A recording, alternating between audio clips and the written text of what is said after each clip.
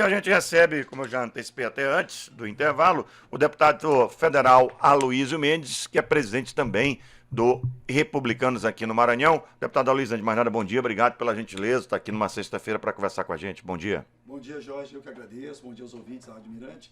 E como sempre é um prazer estar aqui com você, discutindo vários assuntos, sempre em grande nível aqui.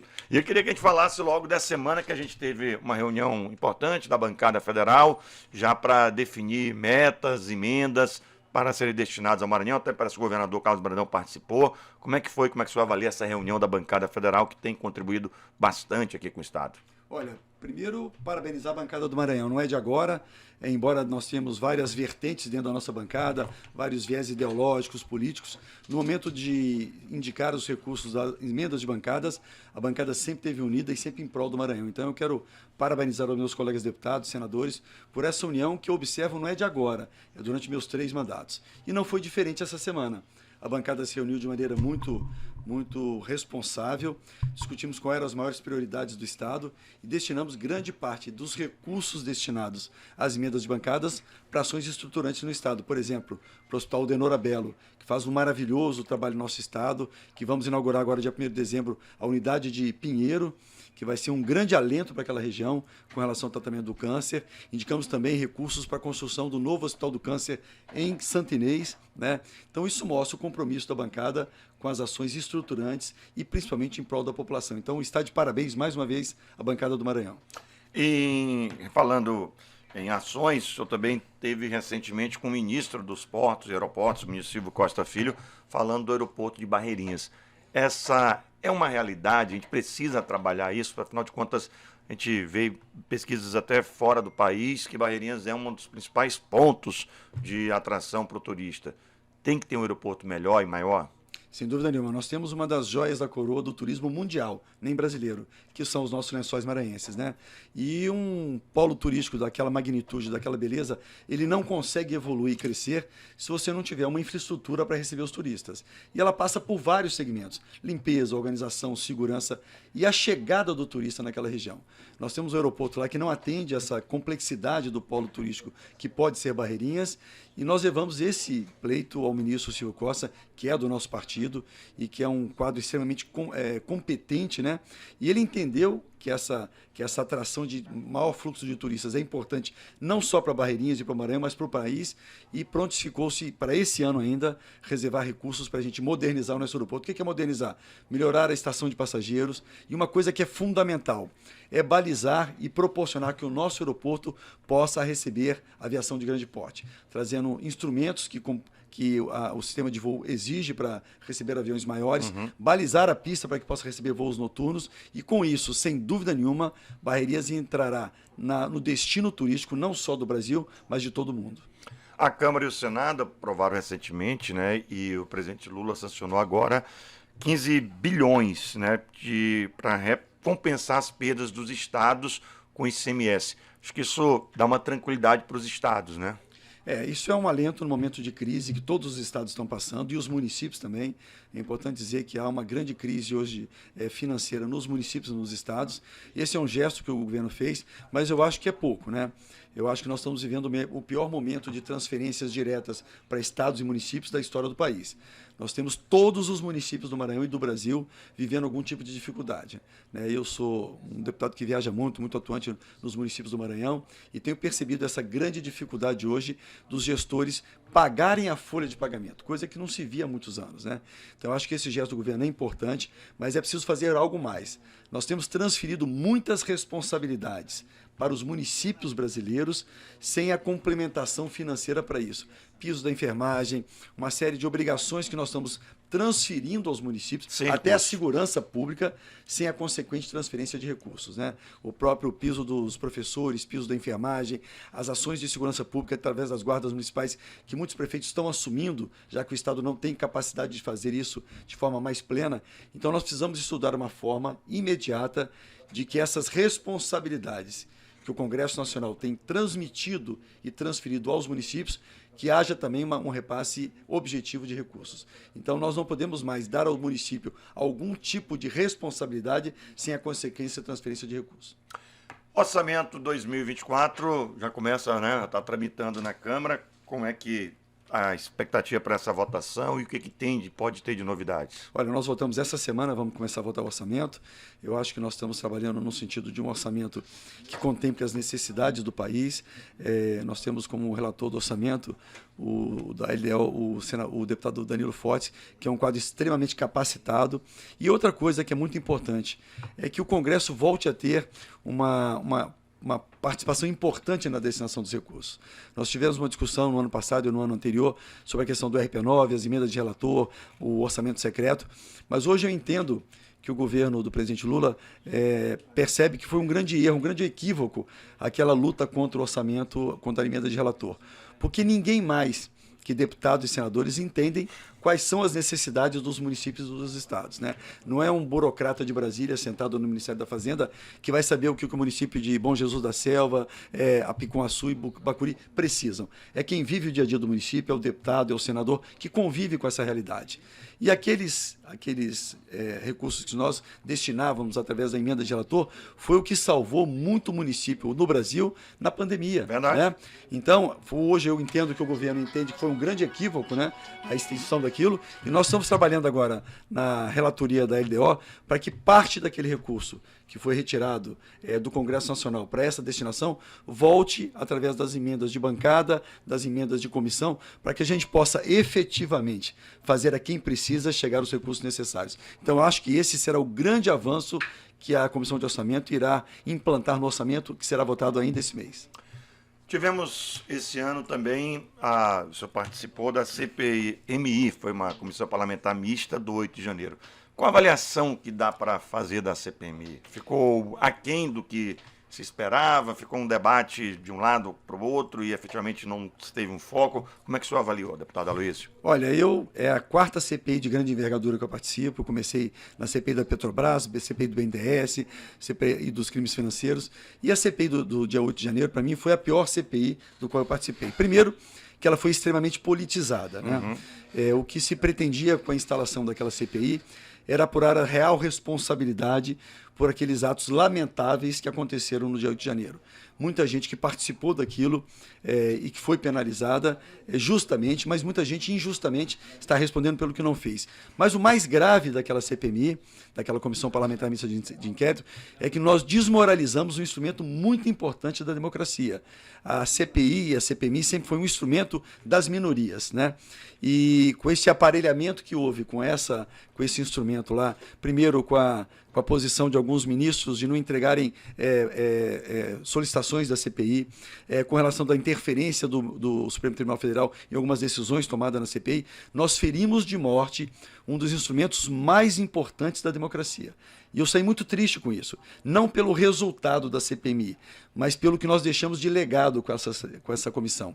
Eu participei, por exemplo, da CPI da Petrobras, que foi uma das mais importantes que o Brasil teve nos últimos anos, onde aquele escândalo virou praticamente um best-seller, todo brasileiro ia para a televisão acompanhar o andamento daquela CPI, e aquilo, uma CPI instalada num governo que era no governo que estava sendo investigado. Nunca houve obstrução ao trabalho dos deputados federais que ali atuavam.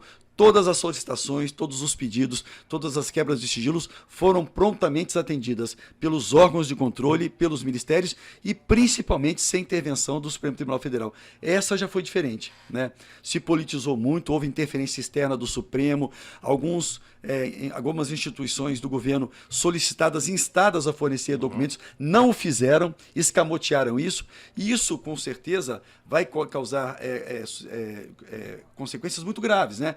Porque a partir de agora se iniciou uma nova forma de entender essa CPMI. Elas não terão a autonomia que a Constituição deu a elas. Então, independente do relatório que eu não concordo e votei contra, eu acho que o pior que aconteceu foi nós ferirmos de morte um instrumento muito importante para a democracia brasileira. Falando em ferir de morte, muita gente tem reclamado e é uma outra situação que me parece que você abre precedentes que são, de repente, não tem mais como retornar. Por 3 vezes, o ministro da Justiça e Segurança Pública, Flávio Dino, foi convocado na Comissão de Segurança da Câmara Federal, comissão que tem tentado ouvir o ministro e ele tem se recusado a comparecer. Como é que o senhor analisa essa situação e o que pode ser feito? Porque me parece que abre um precedente que daqui a pouco ninguém também mais vai e fica por isso mesmo. Como é que isso pode ser contornado? É outro fato muito grave, né, Jorge? Eu fui presidente da Comissão de Segurança Pública e estou no Congresso já há 9 anos e fiz até um apanhado, pedi para a minha assessoria fazer um apanhado. Não existe na história do Congresso Nacional, nos últimos 50 anos, um fato semelhante, onde um preceito que está na Constituição, que é a obrigatoriedade de um ministro de Estado convocado a uma comissão do Congresso Nacional não comparecer. E o ministro Flávio Dino fez isso por 3 oportunidades. Isso gerará consequências, né? Ele foi representado junto ao Procurador-Geral da República e isso vai ter que ter consequência. Primeiro, que isso é um instrumento que está claro na Constituição brasileira. A obrigatoriedade de um ministro de Estado convocado pelo Congresso de lá comparecer, né? E eu acho que o ministro Flávio Dino criou para ele também uma situação muito desconfortável. E o mais grave ainda, Jorge, é que o ministro Flávio Dino ele foi deputado federal e é senador hoje. Então ele desrespeita uma instituição do qual ele faz parte. E eu acho que isso cria também um precedente perigoso, como você disse. Porque a partir de agora, em qualquer governo, seja de direita, seja de esquerda, seja de centro, o ministro vai se sentir à vontade para, convocado pelo Congresso, não comparecer, né? E isso não pode acontecer. Eu acho que haverá consequência para essa atitude do ministro Flávio Dino. Ele se ofereceu agora para comparecer a uma comissão geral no plenário, né? Eu acho que ele comete outro erro, porque eu acho que ele estará muito mais vulnerável e muito mais exposto no plenário do Congresso da Câmara Federal, até porque há mais tempo, há mais parlamentares de várias comissões presentes, mas eu acho que o pior disso é o precedente, como você disse, né? Como foi na CPMI, que eu acho que nós ainda iríamos sofrer muitas consequências da desmoralização desse instrumento poderoso da democracia e também esse instrumento que está na Constituição, que é o poder do Congresso de fiscalizar os seus ministros, convocá-los ao Congresso para que ele dê explicações dos seus atos. Então, vamos acompanhar agora, nesses últimos dias aí do funcionamento do Congresso, quais serão as repercussões. Primeiro, da responsabilização do ministro Flávio Dino pela sua omissão, pela sua grave falta de não comparecer a uma comissão do Congresso, quando ele foi convocado e constitucionalmente tinha obrigação de comparecer. E também como é que será essa oitiva dele no plenário da Câmara Federal, que eu acho que o ministro Flávio Dino cometeu um grande erro e pagará caro por isso.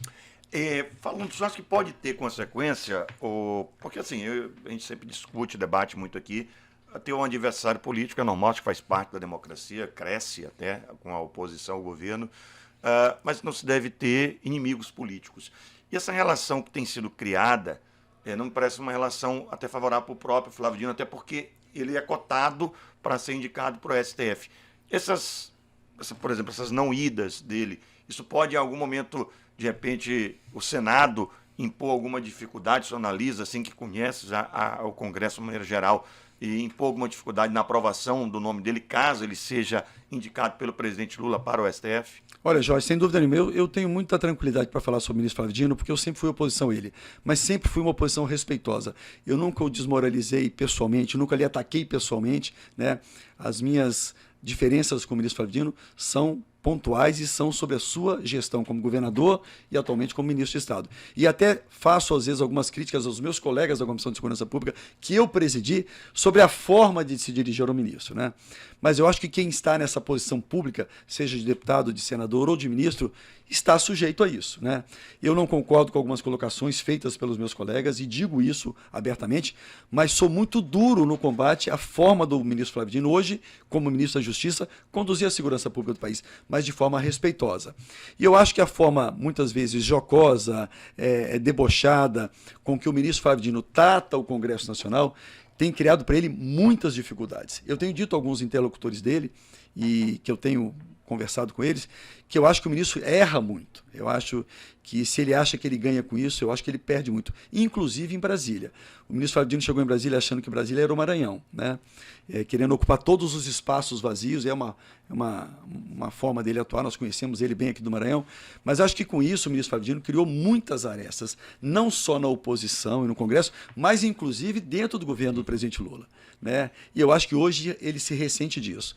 Eu acho que um exemplo claro disso foi o Senado rejeitar uma indicação do presidente Lula do defensor geral da União, que era uma pessoa que não tinha nenhum tipo de dificuldade de ter a sua aprovação, mas acho que foi um recado que o Senado Federal deu ao presidente Lula e ao próprio ministro Flávio Dino, que, se caso seja indicado, terá muitas dificuldades na sabatina no Senado. Porque o ministro Flávio Dino, a partir do momento que chegou em Brasília, ele criou muitas dificuldades, muitas arestas e muitos inimigos. E em Brasília não se consegue sobreviver criando tantos adversários e tantos inimigos. O presidente Bolsonaro é um exemplo disso, né? A sua forma de conduzir o país no período que foi presidente, criando adversários na imprensa, no Supremo, na sociedade, acabou dificultando a sua reeleição.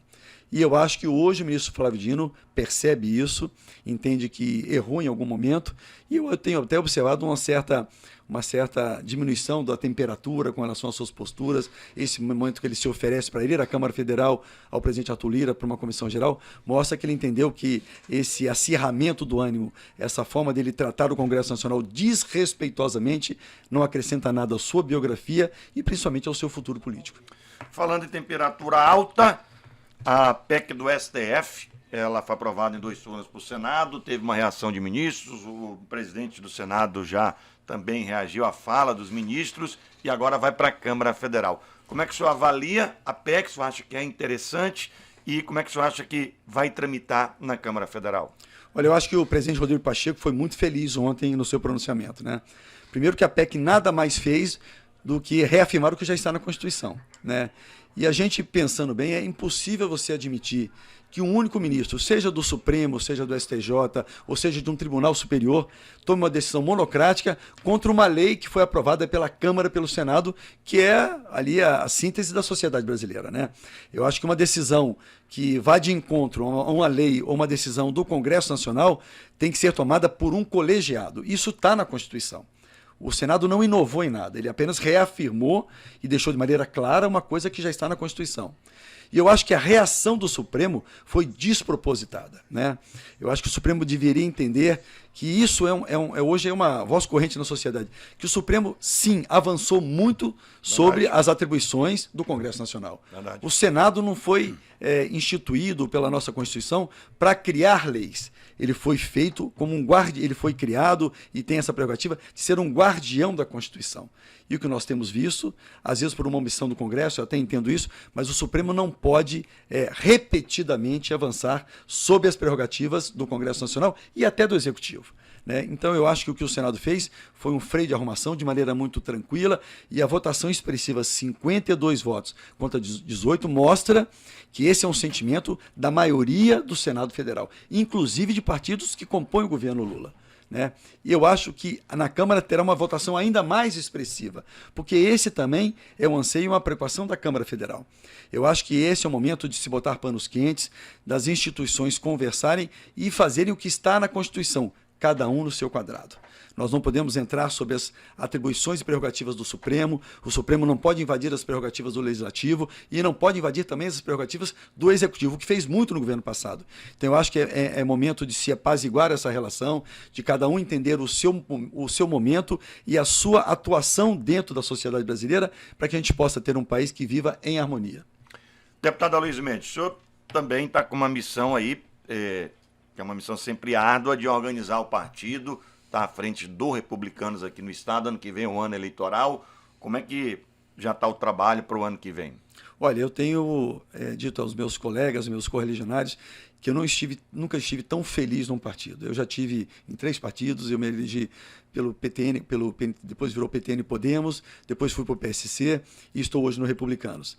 E eu encontrei hoje no Republicanos a minha casa. Eu encontrei um partido que realmente tem o meu perfil ideológico e de trabalho e eu me sinto muito bem no partido hoje. E assumi um compromisso com a direção do Nacional do Partido de fazer do Republicanos do Maranhão ter a importância que ele tem no Senado Nacional. Nós somos o partido que mais cresce consistentemente nos últimos 20 anos. É um partido que saiu em 2014 de 3 deputados, hoje temos 42 deputados e 6 senadores. É o partido que mais cresce nas últimas 3 eleições de forma consistente. E aqui no Maranhão, Jorge, com a minha chegada no partido, nós já somos o 2º maior partido do estado. Temos 43 prefeitos e 290 vereadores. E eu estou agora me afastando a partir do dia 30 de novembro, vou me afastar durante 3 meses, para correr o estado todo e organizar o partido para as eleições municipais. Porque você começa o crescimento de partido a partir da eleição municipal. né? E estou abrindo o espaço para minha primeira suplente, que é a da Mariana Carvalho, que assume dia 30 agora, que é a nossa, inclusive, pré-candidata a prefeita de Imperatriz, uma jovem brilhante que tem mostrado o seu potencial, uma jovem que teve quase 50 mil votos aí na última eleição, que já mostrou a sua força, a sua capacidade de trabalho e terá a oportunidade de mostrar não só ao Maranhão, mas principalmente ao povo da região tocantina, o grande potencial que ela tem. Então eu me afasto agora a partir do dia 1º de dezembro e vou usar esses 3 meses de afastamento para viajar todo o estado organizando o partido para as próximas eleições municipais. Capital, o senhor teve inclusive recentemente um encontro com o prefeito Eduardo Braide, o Júnior Vieira, que é do seu partido, presidente inclusive do municipal aqui da capital, volta a integrar a equipe do prefeito Eduardo Braide. Uma indicação que, de repente, o Republicanos possa apoiar a reeleição do prefeito Eduardo Braide aqui na capital. Inclusive, teve até a informação que o próprio Marcos Pereira, presidente nacional, quando esteve aqui, conversou com o Eduardo Braide, teve um início de um namoro para ele, de repente, sair do PSD e vir para o Republicanos. Como é que está essa situação? Olha, essa relação com a prefeitura, com o prefeito Eduardo Braide, não começou agora, né? Nós fomos o primeiro partido a apoiar o prefeito Eduardo Braide na sua eleição. Eu, na época, presidi o PSC, né, e fui procurado pelo prefeito, na época ele só tinha o partido dele, né, e nós fomos o primeiro partido a empenhar esse apoio à eleição do prefeito Eduardo Braide. Então essa relação já vem de algum tempo, ela teve altos e baixos, né, como toda relação, e eu acho que a partir da conversa que eu tive com o prefeito Braide essa semana, essa relação se estreitou muito e se solidificou. O prefeito Braide, ele tem mostrado na sua gestão o grande compromisso com a cidade de São Luís, as pesquisas mostram isso, da grande aceitação, o grande trabalho que ele tem feito na nossa cidade, mas carecia um pouco de densidade política, né? O prefeito Braide estava praticamente isolado no seu partido e a gente sabe que política não se faz sozinho, política se faz com grupo. E nós tivemos uma conversa de quase 1 hora essa semana e uma conversa muito importante. Eu acho que eu disse ao prefeito Braide muitas coisas que eu acho importante que ele ouvisse, ele também me disse algumas coisas. Eu acho que nós conseguimos chegar a um denominador comum, que ninguém faz política sem grupo, né? E a partir desse momento, com a sinalização do prefeito Braide de um espaço maior para o nosso partido na prefeitura, e o nosso projeto não é ter espaço no governo Braide, é ajudar na sua gestão.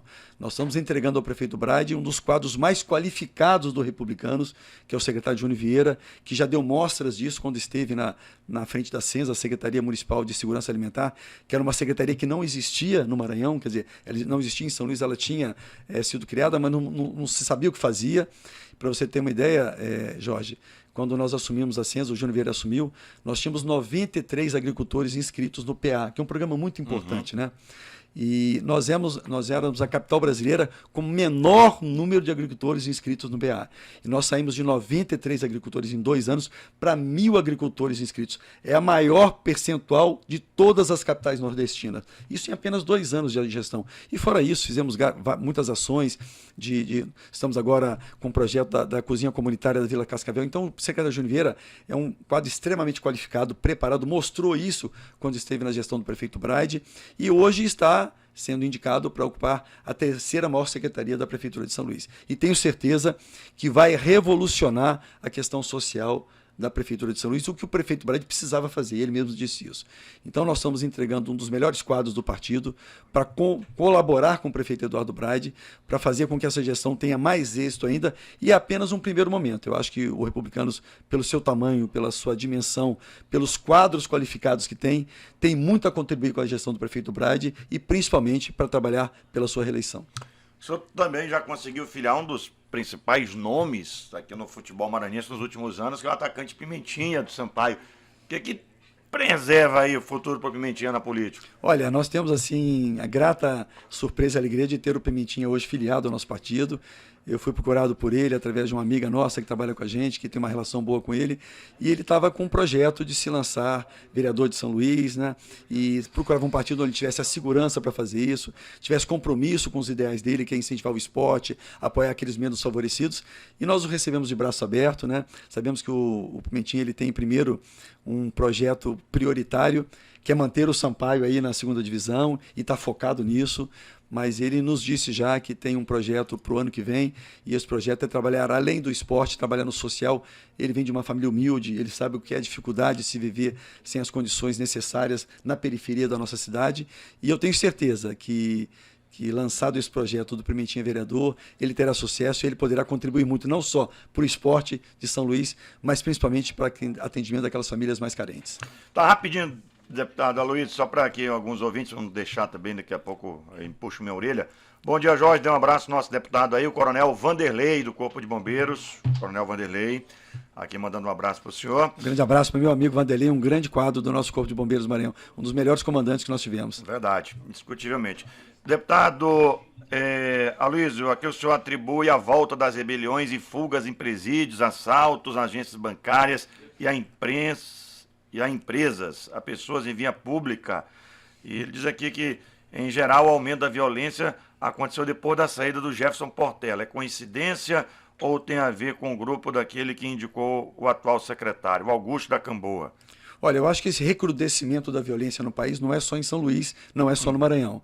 E muito disso tem sido colocado na conta do ministro Flávio Dino, né? Eu acho que o ministro da Justiça sem dúvida nenhuma, o grande artífice da segurança no país.